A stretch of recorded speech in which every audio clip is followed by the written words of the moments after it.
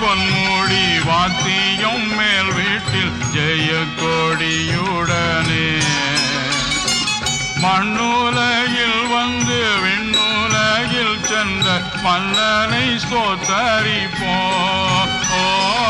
மண்ணுலகில் வந்து விண்ணுலகில் சென்ற மன்னனை ஸ்தோத்தரிப்போம். என்ன ஆனந்தம்